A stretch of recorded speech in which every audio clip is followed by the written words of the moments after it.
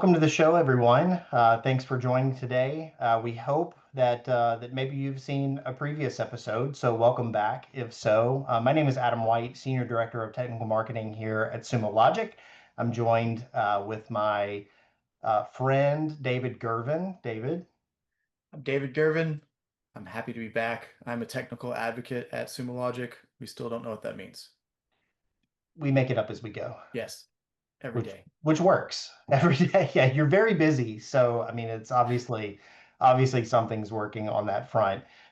So, David, you in a ghost energy drink fueled fury, whatever you want to call it, It was a recently, mix of fury and flurry. fury, Yeah, uh, you wrote a great blog entitled "So You're Buying Your First Sim: How Not to Suck at It," which I think is a great title. I thank you. mean, not everybody knows how to do that, how to go about this, right? So let's just kind of talk through that blog as a couple of humans would on these topics and just unpack these things a little bit more.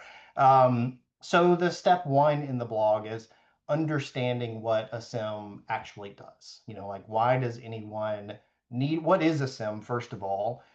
What does it do? Why do you need it? Yeah, I mean, one, it goes back to like marketing people just completely making everybody's job very confusing because they have to impress their bosses with new wordplay on things and come up with new names, while Check the rest of us are boxes, like, those kinds of, yeah. what?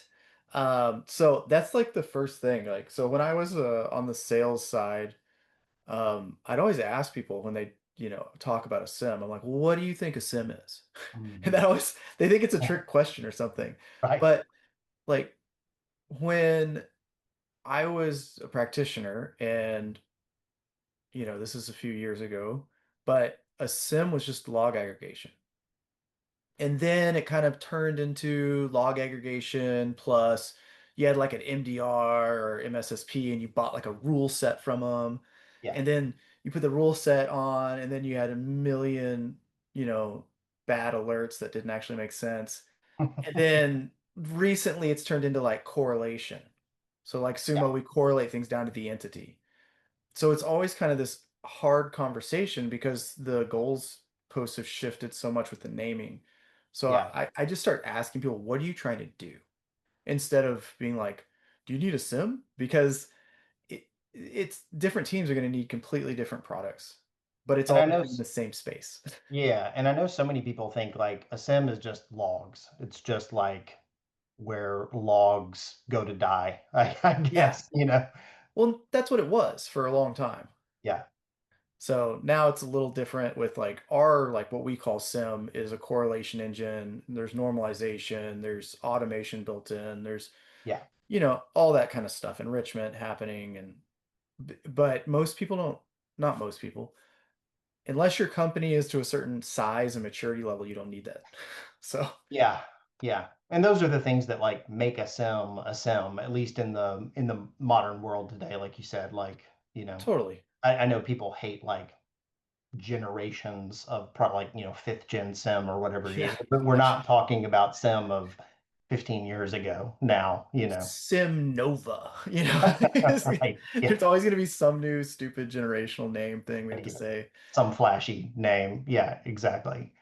Well, just as with any technology that you bring in, it really is about like your use cases and what you're trying to do with it. And that's kind of the first question when you're talking with someone is like, to your point, first of all, define it for me a little bit, what SIM means to you, but also, kind of more importantly, what are you trying to do? What are you actually trying to accomplish? What outcomes are you trying to drive, Yeah. with a SIM? I think there's like three kind of main things. It's what's your definition of sim? What are you trying to get out of it? What's the value? Was this Yeah, just driven by compliance? Like your right. cyber insurance guy told you, "Hey, you can't do this without a sim or you have PCI or something." Yeah. You know, are you just doing it to check the box? That's a lot different than are you building out a security team? Are you starting to do that kind of work? And then the third thing you have to kind of think about is how big's your team? And, Right, right. are you doing a shared trust?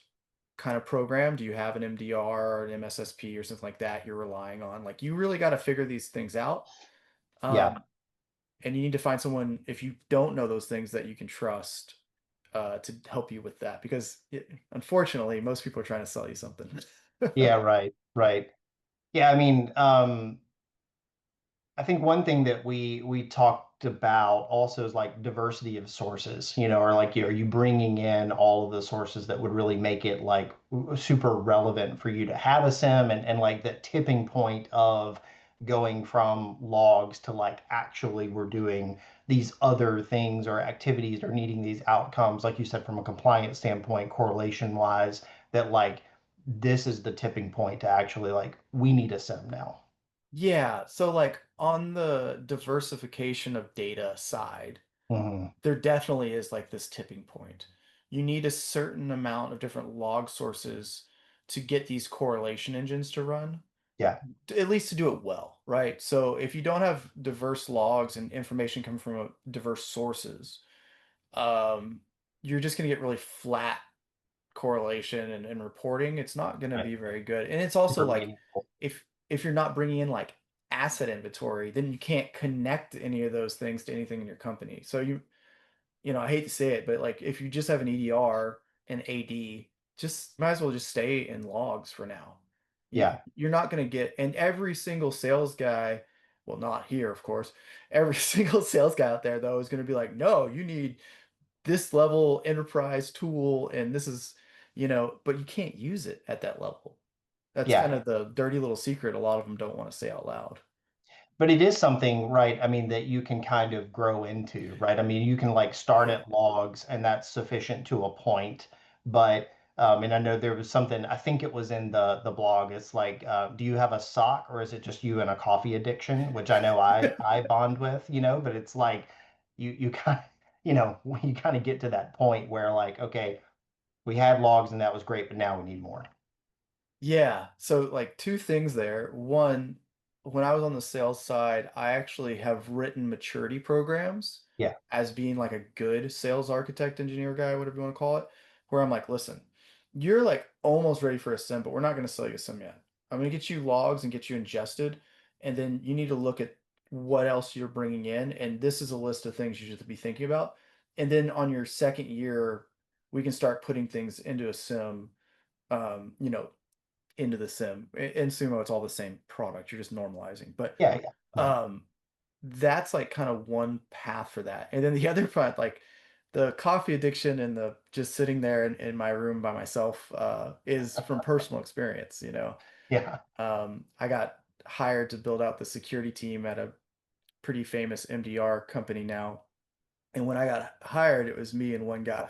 Like, it was like, okay, I guess I'll start writing policy. Like, I mean, you're Right. starting from scratch, right? Like, if someone would have said, "Oh, you need to buy a sim right now," I would have laughed in their face. I'd be like, Yeah. "We don't even have logging yet. What are you talking about?" Like, Right. Yeah. so yeah. Just a couple of dudes propped up on caffeine.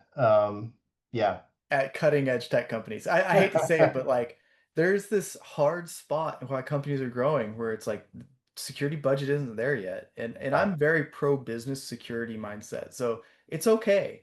Like we'd like everything to be safe, but sometimes it hasn't grown into that spot yet. And that's kind of where, shared models come in with MDRs Yeah. and SSPs. That's where you get like two good security people and you got to really figure out some automation stuff. But Yeah.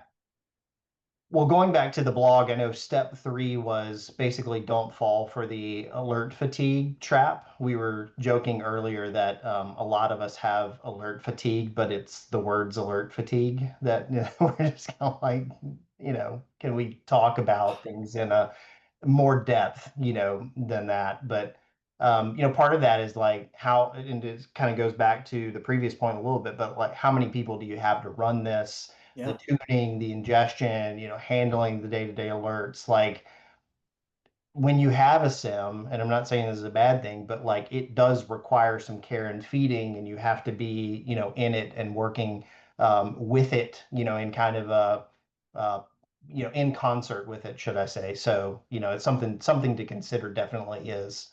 Yeah, I mean, I've seen like a few different scenarios and they kind of repeat themselves. You get um, a team that matures their way through, and when they're actually ready for their sim, um, they're already an established team. They're going to have a couple of people that are full time on the product as they grow into it. They're probably already partnered with an MDR that might handle their night shift, Yeah. that kind of stuff.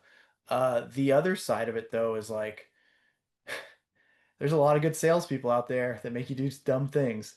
And I have over and over again seen a complete security team, so GRC, everything of like three people, maybe five, and they have Yeah. an enterprise level SIM with nothing hooked up in it. And they've Right. owned it for 2 years and burnt six figures easy, right? Without actually using it because they don't have enough time or manpower to get it done. Yeah. And that's the thing with a lot of technology, though.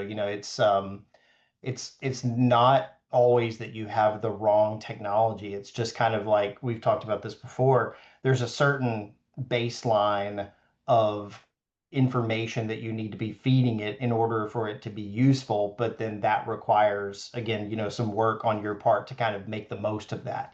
So it's not like sim is not bad in that context. You just kind of have to know what you're getting yourself into and what you actually expect the outcome to be from that if maximized properly.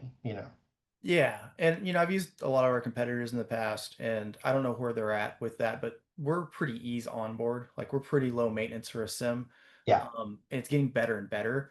But yeah, you still have to do work. It's like it's a Yeah. major tool, right? And Right. just I I think we can get stuff in our sim faster than anybody else. That was like one of the things when I came over here. I was like, I love this about this product. But you still do have to do those things. So if you don't it's not even the man hours, it's did you have time to architect how you're going to use this product? Right. Like, do you actually have inventory of your logs? Like, do you know what tools you have where you can pull Yeah. from? Because a lot of times you don't. That's just the reality. Yeah. Yeah. You kind of have to have a handle on your estate a little, like, to your point, in order for you to feed the sim with what is going to maximize its value for you. Yeah. You know, it's not, yeah. Um, so step four is I know nobody really likes to talk about pricing all that much, but it's kind of a check the fine print, know what you're getting yourself into. Most sims charge either by gigabytes per day or scan-based system or so. Like, what have you found in your experience?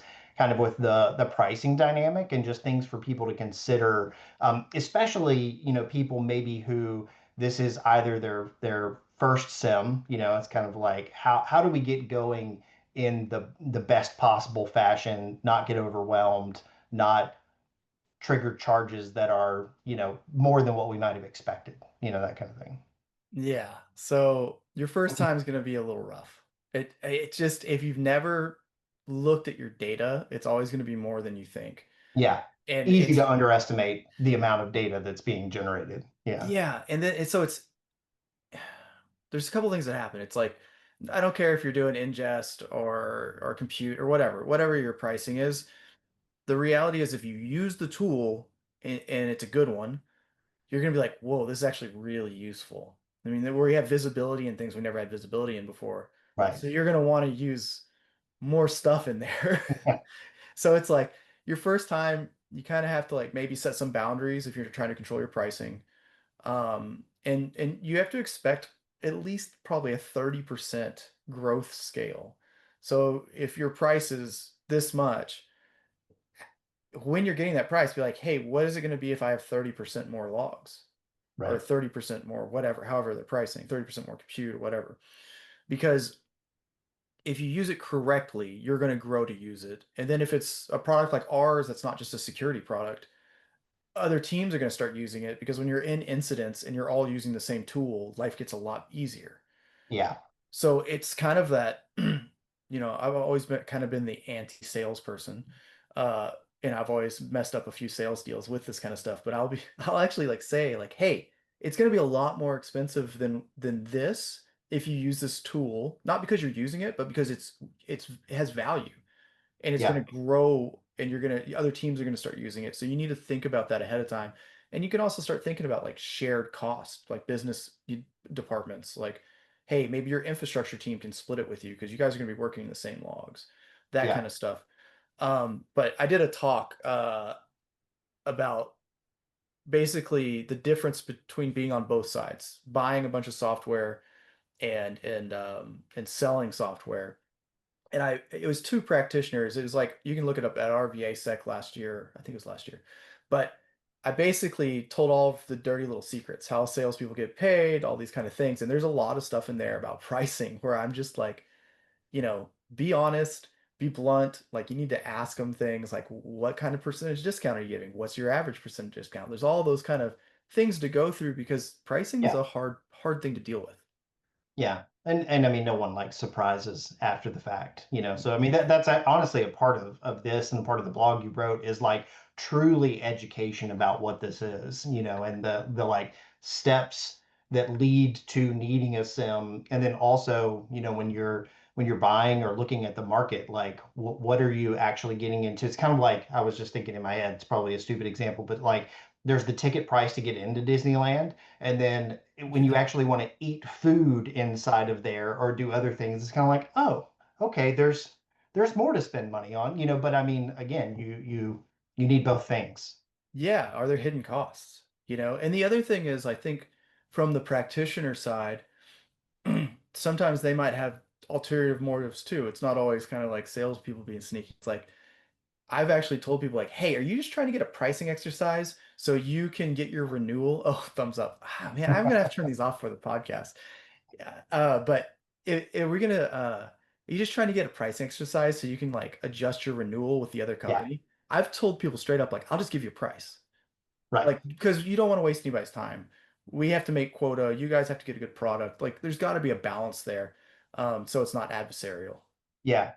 I mean, there's the other element too. I mean, the sim is something like it's not without pain, a certain amount of pain to, although we again think ours is easier, you know, to install, but then to rip out, right? And so this Yeah. is one of those solutions that you need to be mindful of, like, do you need it? Okay, we need it. Are we maximizing it? Because, you know, installation and like ripping it out of an environment is not without pain and cost.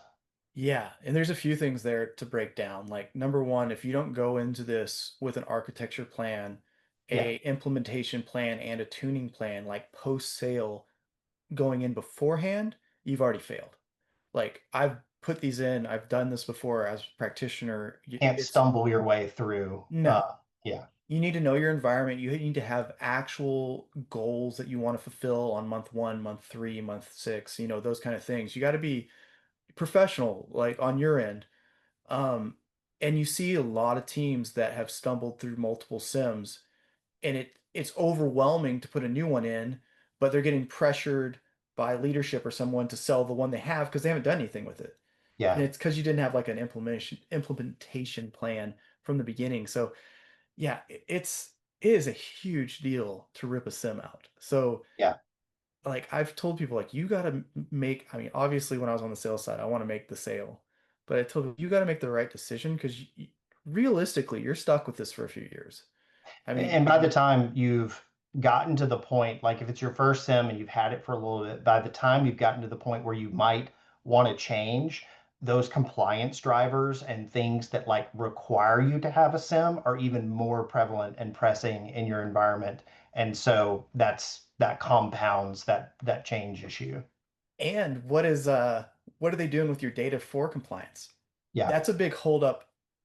We've had to become very creative because some of the people we go up against basically hold your data for hostage because they know you can't get rid of your compliance data for, 365 or whatever it is.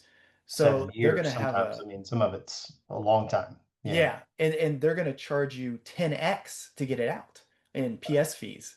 So it's like, oh man, you got to start double porting stuff and like, so if you're a medium-sized company and you have real compliance stuff, you need to start talking to the salespeople that you think you want to switch to. I say a minimum a year and a half early because enterprise deals take months to get through.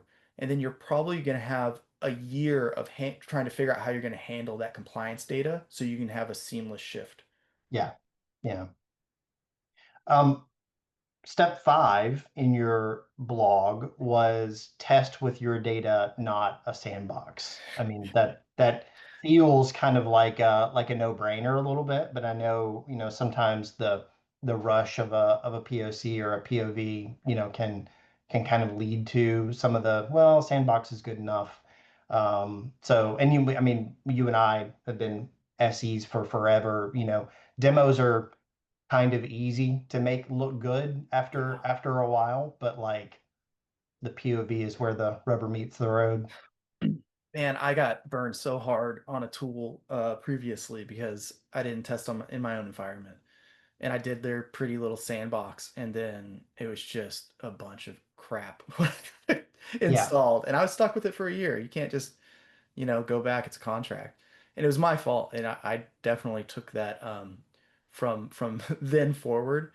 But I've seen it with really big name competitors that it takes so much to get their product running that they yeah, build out these pretty little sandboxes and they try to make everything, oh, this is a real environment and blah blah blah. Because that was one of my tactics when I was here, like as sales team, is let's get real. Like I want real data coming into the products and I want a head to head.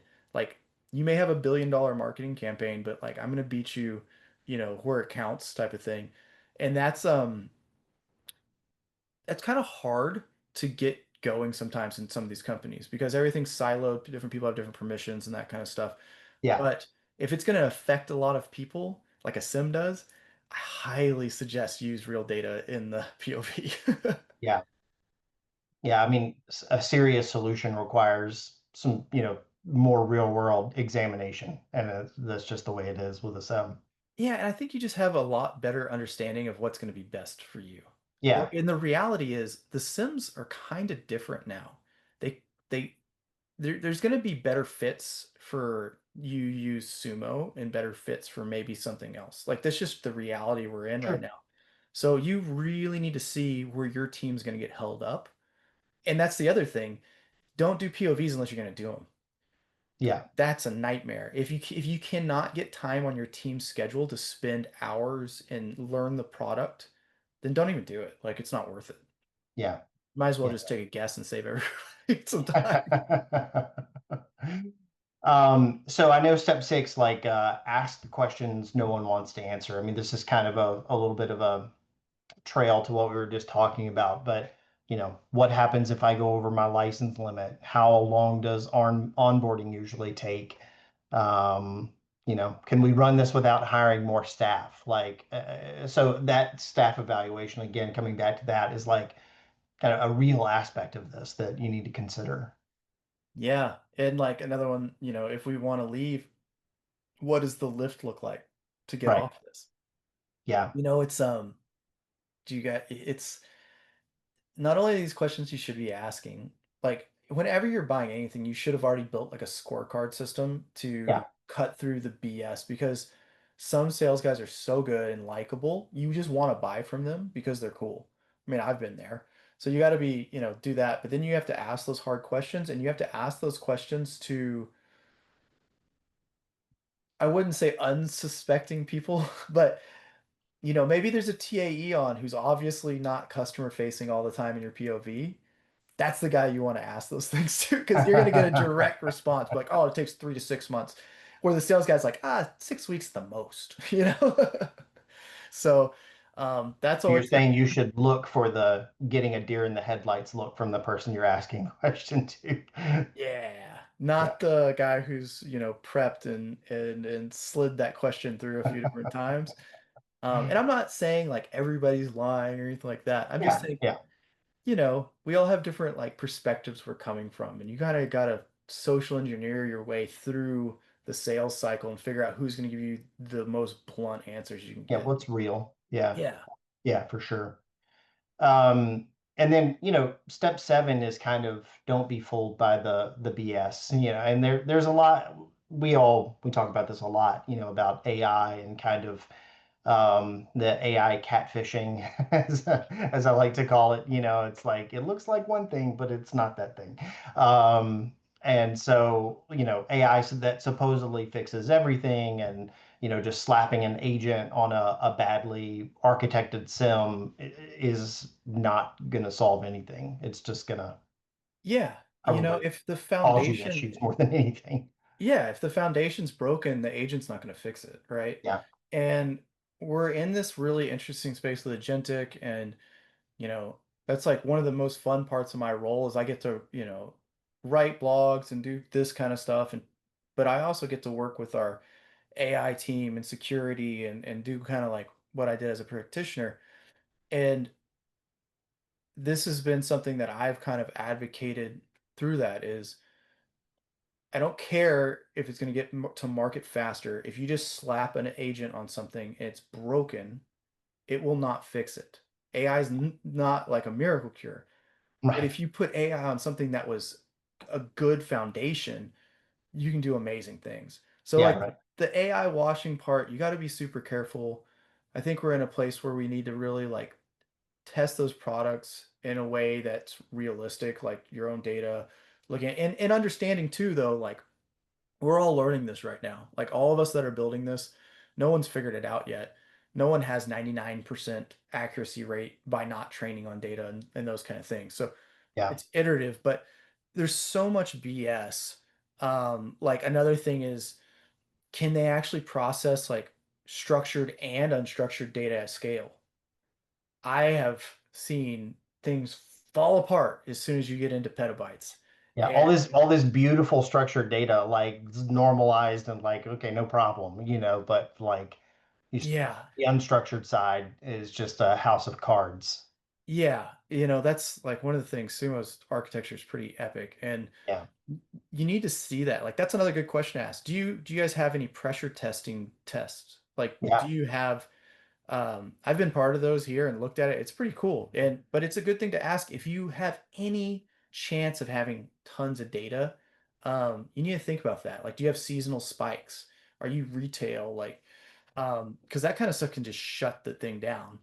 And then the Yeah. other like one that I see all the time is like, and I've seen it in the sales cycle, is like the hyperscalers being like, "Oh, well, you already have our product. Here's our SIM for free."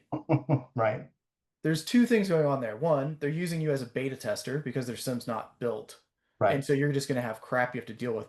Or two, you're going to sign a 3-year contract or a 2-year contract, and you're going to need to upgrade something, and your contract is going to double at the end, minimum. Like it's going to go through the roof. Yeah, I mean, something I was just thinking too with that is like if you already are working with a, slightly constrained team, you don't need your team and the product maturing at the same time. Like you need something that's baked and proven and trusted and that you can like point your people to and know that you're going to get the result and the outcome that you're looking for.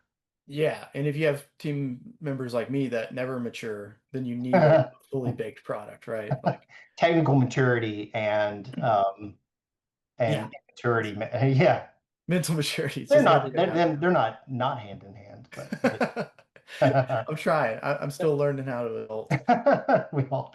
But I mean, what that really serves to do, though, we were talking about earlier, kind of like the work to put in a sim and to take out a sim, that can lock you into something where maybe it matures to a point that's useful, maybe it doesn't, but like now you've got all that data and all that time spent kind of in this solution that's still not in a perfect state. Yeah, it kind of goes back to that same thing we talked about. Is like, how long does it take to get this out?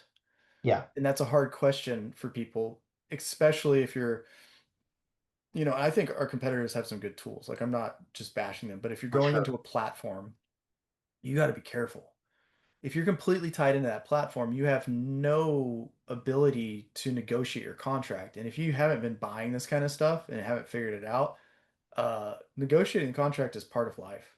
If you're Yeah, dealing, especially if you're dealing with 6, 7 figure contracts, when I know my renewal's coming, I'm going to go in with quotes from competitors, with all these kind of things. And if it's a tool I like, I'm going to work on my side to protect my company and keep it as cheap as the sales guy is going to work to make sure he can make his quota, but also keep you as a customer. yeah, But if you can't do that if you're completely tied into the platform. If your Right. EDR, everything else, every single thing is from the same person, you kind of lose that leverage. And I don't know how people are doing that because I've always kind of been best of breed buyout type of stuff, but it would scare me. Yeah, something to look out for sure. Yeah, so if you are on that, and sometimes it's right. Sometimes the easy button is right. Like, don't get me wrong, everybody's business is different. Security is holistic. Yeah, Um, you need to make sure that you have something there. Maybe it's your MDR, maybe it's your MSSP. You need to make sure you have some protections in place and figure that out for you. yeah. Awesome. Well, this has been a fun conversation, David. For anyone who hasn't read the blog that we're referencing, kind of talking around here, we'll make sure it's linked. But we would very much love it for you to kind of check that out and the other podcast episodes that may be prior to this and certainly after. Please consider subscribing so that you get notified about new episodes. But David, as always, great to chat with you. I think this was a fun topic and hopefully useful to our audience. Yeah. Thanks, Sumo and Adam, for paying me to talk online about silly things. Our pleasure. I Our pleasure. appreciate it. Yeah, absolutely. Thanks, everyone. Have a great day.